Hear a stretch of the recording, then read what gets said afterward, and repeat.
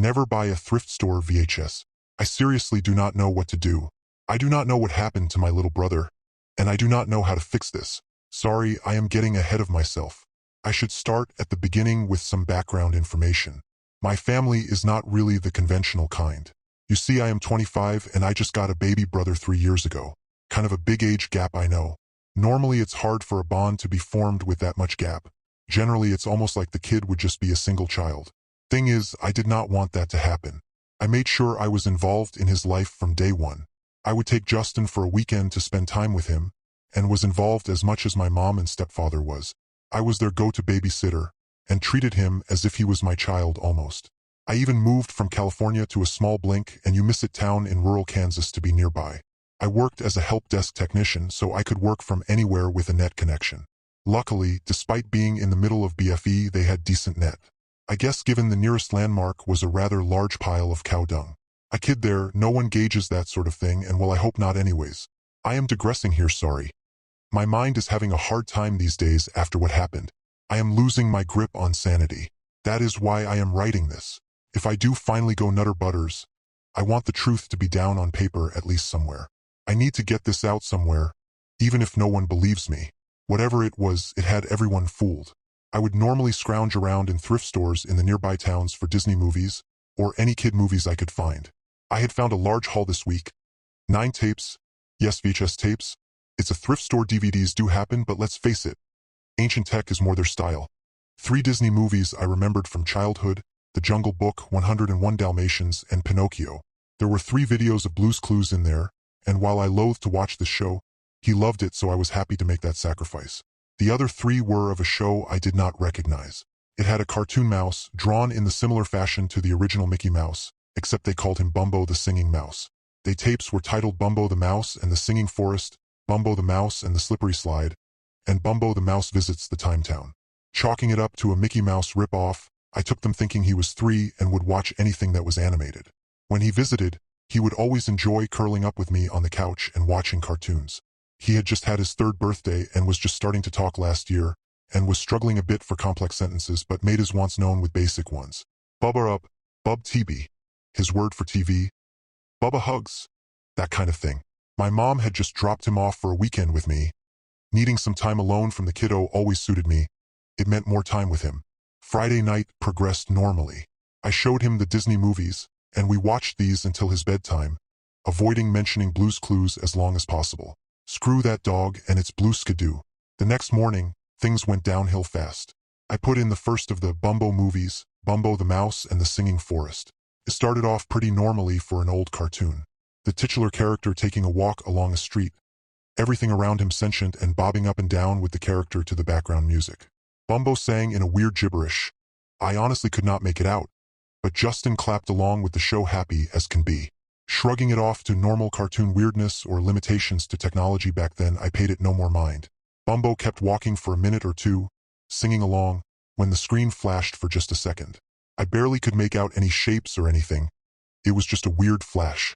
I figured being an old VHS the tape was damaged or something. It happened about 2 more times in a few seconds, then stopped as Bumbo reached the forest.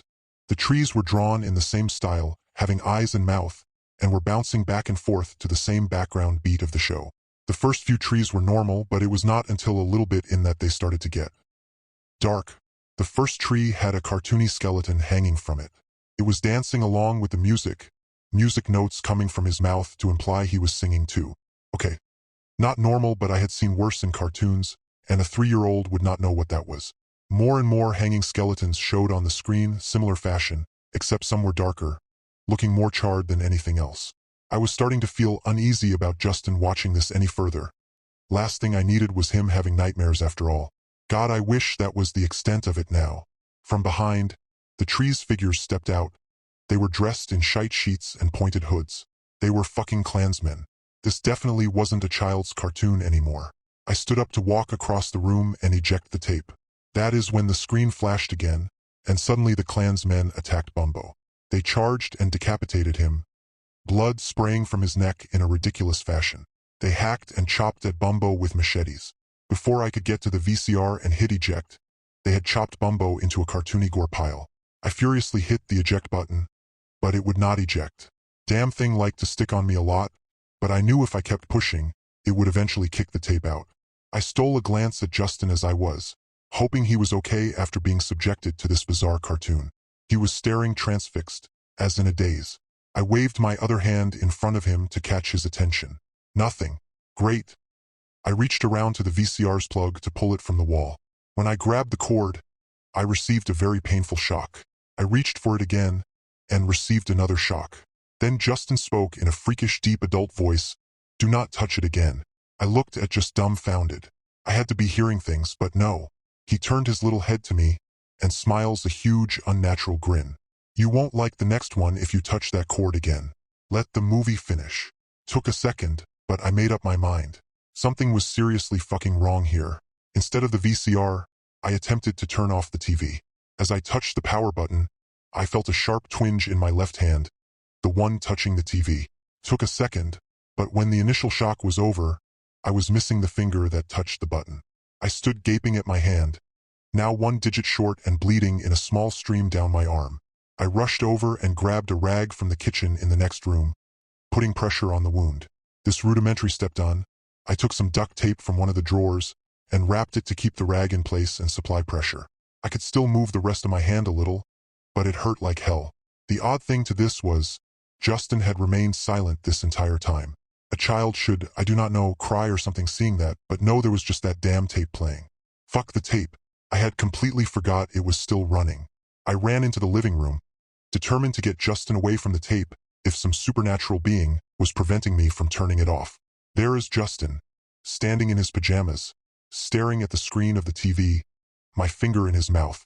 When I stepped into the room, he turned to look at me, to stare at me dead in the eyes.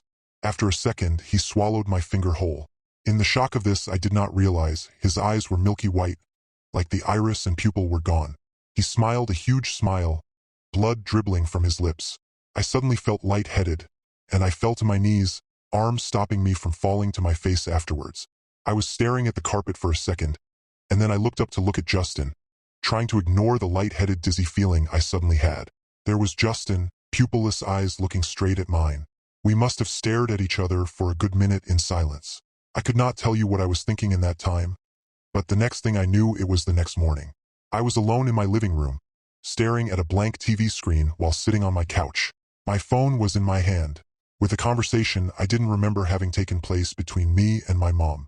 It seems they had come and picked up Justin a couple hours ago.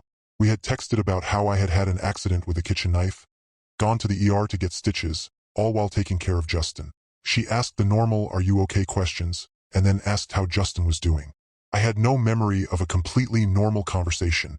I furiously tapped on the screen the message, "Is Justin doing okay?" A few minutes later, my mom responded with, "Yeah, he's doing completely fine. He won't stop watching those tapes you got him though." My heart stopped.